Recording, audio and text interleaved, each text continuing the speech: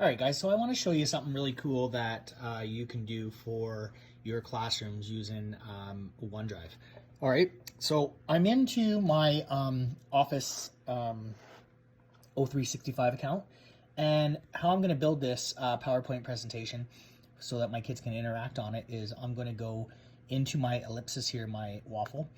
I'm going to find OneDrive. Okay, OneDrive is going to kick up. And when it's OneDrive, it's based like it's sitting in the cloud, so anyone can access it. And the nice thing about a cloud account or cloud PowerPoint thing in this terms, I guess, is that anyone can access it and a lot of people can work on it all at the same time. So this is pretty cool. So I would go to New, and I would create a PowerPoint presentation. Okay, so when I hit that, it's going to pop up, and this is what I put together. All right, so I've got a classroom that I cover, and I'm a math prep teacher, so I put together a one for each of the classes, so we're ready to rock and roll. Anyway, so I've got Madame Dubinsky and Lankuba's math classroom all set and ready to go, and I've got group slides. So on the group, I would label them with the kids' names that you want to work in those groups, right? Perfect. Okay, so I've got a group 1, I got a group 2 slide, a 3. You can have 5, 6, 7 slides. You can have a slide for each particular student even. All right, so I probably would with older students, but with younger students, this is a grade 1, 2 classroom. So I'm going to probably put them in small groups just so they can kind of work together in groups of 3, maybe 4 kids.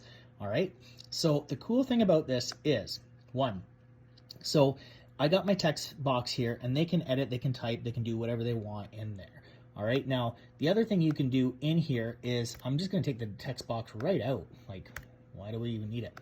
Okay, so now that I've got my OneDrive PowerPoint all set up for Dubinsky and Lankuba's classroom, and I want the kids to work in there and do some explanations about some of the things they're doing and whatnot. Okay, so here's what I'm going to do. I'm going to then slide over to the right hand side to this share feature. Okay, so I'm going to click on share. It's going to load up this. Anyone can edit with this link. You can change it if you want. It's not a big deal, but I'm going to create a link that I'm going to share to people. All right, so I'm going to copy this link. All right, so the link is copied. Now, the other way you can do it too, instead of copying the link and pasting it somewhere else, which I'm going to show you in a second, you can do it this way and enter in the names of all the people that you want it to go to. But I'm going to, because it's younger kids, I'm going to keep it simple. All right, so I already copied the link. I'm going to bring it over into Brightspace and Madame Lankuba and Madame Dubinsky's classroom. And I am going to go over to my content section. All right, we have a Mr. Archer's classroom activities for math. All right, we have week 1, maybe there's week 2, who knows? I'm just setting up, never know. I got a snow day thing and whatnot. So I'm in week 2, and it's hidden right now so the kids can't see it. And I'm going to go over here to edit. All right, so I'm editing. I'm going to scroll down to wherever you want to drop this file in on whichever day. And I've got the days broken up somewhat like this. Here's the days of work, blah, blah, blah. I'll see you Monday. But I'm just going to drop this down because we want to work on it on this day. Okay, so on Friday. But I'm going to go in here to the links. All right, and I'm going to scroll all the way down to the URL. When I get to the URL, I'm going to copy and paste that URL link that I copied from that original PowerPoint presentation. All right, so then I'm going to name it Math Talks. All right, maybe we're exploring something and I want the kids to go through and explain or design their thinking and show their work, what's in their head. All right, it's a little bit hard when you're doing it virtually, but this solves the problem. All right, so now I'm going to insert the link, and I don't want it to go in the whole window. I don't want it to go in the same frame. I want it to open a new window for the kids so they can bounce back and forth. So I'm going to insert it. It pops up here. Okay, so now I'm going to save it. All right, now when the kids come in here and get into the site itself and get down to that one part, and I say, all right, we're going to open up this and we're going to work on this together. They're going to hit this link, and lo and behold, what pops up is the web version of this PowerPoint presentation. So this isn't the magic yet. The magic comes at this point. So when they do that, they're opening up in the web online version. You could tell because you got the bar, okay? And they're going to be directed, because I'm going to share my desktop and say, all right, kids, you're going to pop into here. We're going to get here, and we're going to choose our draw pens, all right? Now, group one, or Sally, may have her own slide that I want her to work on. You could have 20 slides up the side, like I said, or you can have 4 people in a group, and it could be labeled as group one with Sally, Susie, Jimmy, and Bob, or whatever. Okay, so group one, I want you guys to go in and talk about the geometric figures that you're working with today. Okay, so maybe take a turn, each of you take a turn or whatnot, or maybe it's just Sally. Okay, so Sally grabs her pen. All right, and we're talking about vertices on different things right now. Well, Sally's going to draw in here with her pen, and she's talking about angles, and each side has, it's the same length or whatever. We measured it using rulers and whatnot. We measured the protractors and stuff.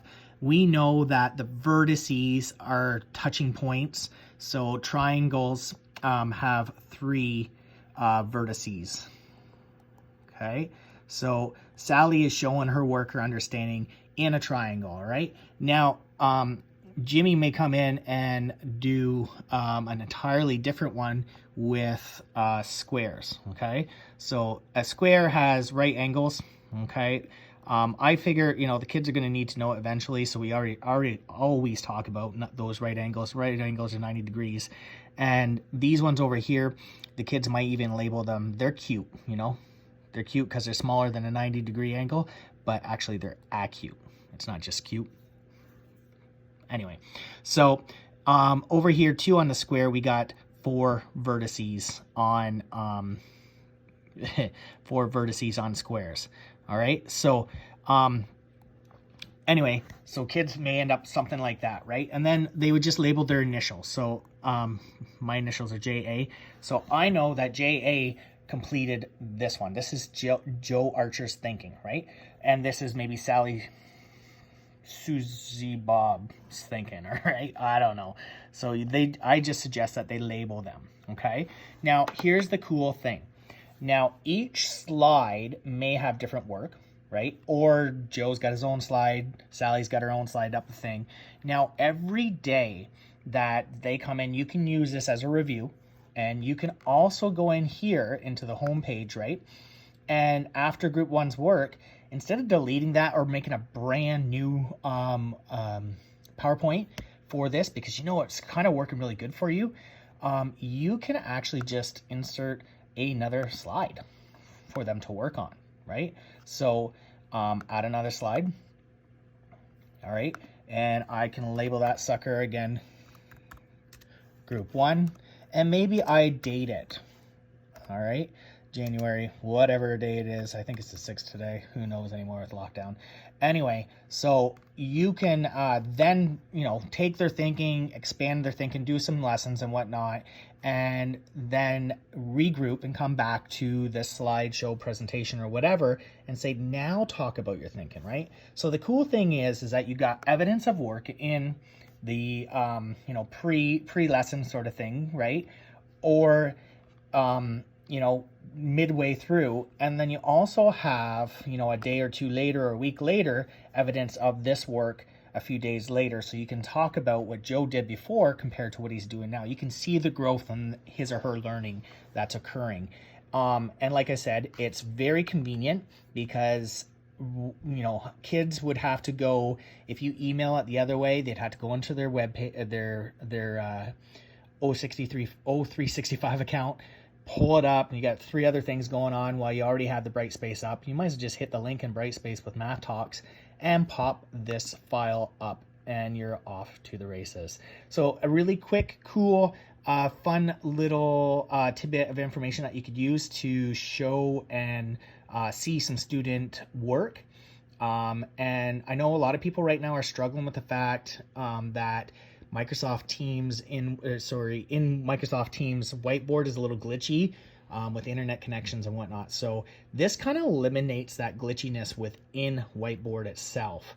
So you can, instead of sharing your desktop, you can just pull this right up. You don't even need to share your desktop. You can pop into this screen and actually watch live as this is occurring outside of Teams while the kids are working there. So you can see everything happening. Or you can have Teams up and running while they're working on this as well. And you can be talking, saying, all right, group one, I see that Joe is done a square. You can see right there, everyone please put the pens down, go on to slide number 2 and see Joe's work on the square. Yep, everyone's there, perfect. Joe shows that he has 4 vertices. What kind of angles does he have? He noticed he's got those 90-degree things there, but what do we call that? Oh, that's right, Sally, it's a right angle. Good job. And how about this one? Look at that. Sally over here shows that they're cute. There's another type of angle out there too. Obtuse, right. Anyone can demonstrate that on their board?